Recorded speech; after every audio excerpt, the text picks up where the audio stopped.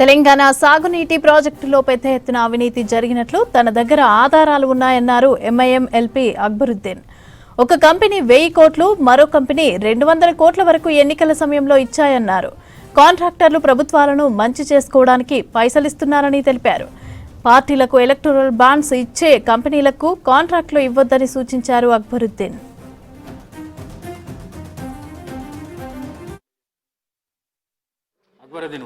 मोहतरम स्पीकर साहब, leader of the house और हमारे हर दिल अजीज चीफ मिनिस्टर साहब की तकरीर को सुनने के बाद में मैं ये समझता हूं कि ये बात जरूरी है कि बताऊं कि इस सारे इरिगेशन के प्रोजेक्ट्स में करप्शन बहुत हुआ है और मैं बार बार ये बात कह रहा हूं कि एटीएम मशीन की तरह ये इरिगेशन प्रोजेक्ट्स का इस्तेमाल किया गया।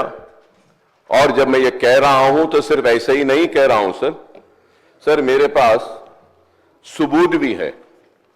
वो सबूत ये है कि इलेक्टोरल बॉन्ड्स में 1200 करोड़ रुपया तेलंगाना राष्ट्र समिति को आया और एक इरिगेशन प्रोजेक्ट करने वाले बड़ी कंपनी करीब 200 करोड़ रुपया दी है। सर आज हमारी रियासत कर्जों में डूब गई।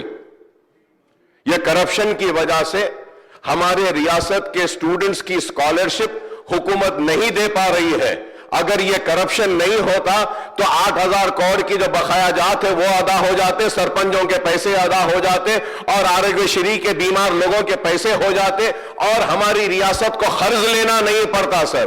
लेकिन इन लोगों ने जो चोरी की और हमारी रियासत को लूटा और गरीबों के हक को मारा। हम सिर्फ पानी के हक की बात कर रहे हैं, लेकिन इन्होंने पानी के जरिए, इरिगेशन के जरिए हमारे पैसों को लूटा है सर। और मैं कहूंगा कि आप वो सारे कॉन्ट्रैक्टर जो इसमें मुलविस हैं उनके खिलाफ भी करना चाहिए।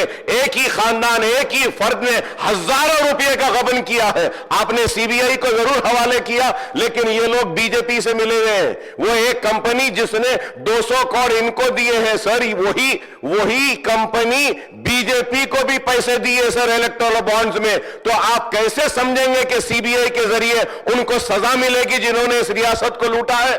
तो मैं चाहूंगा कि आप भी इन कॉन्ट्रैक्टर्स के खिलाफ कार्रवाई करें और मैं आपसे दरखास्त करूंगा कि आइंदा कोई भी तेलंगाना का कॉन्ट्रैक्ट ऐसे बेईमान कॉन्ट्रैक्टर्स को, ऐसे चोर कॉन्ट्रैक्टर्स को जो उस वक्त के सरबराह और चीफ मिनिस्टरों को और उनके पॉलिटिकल पार्टीज को फंडिंग करते थे, उनको कोई कॉन्ट्रैक्ट अलॉट मत करिए सर। ये वेरी इंपॉर्टेंट है। बरसा बरस से पैसा लूटा जा रहा है सर।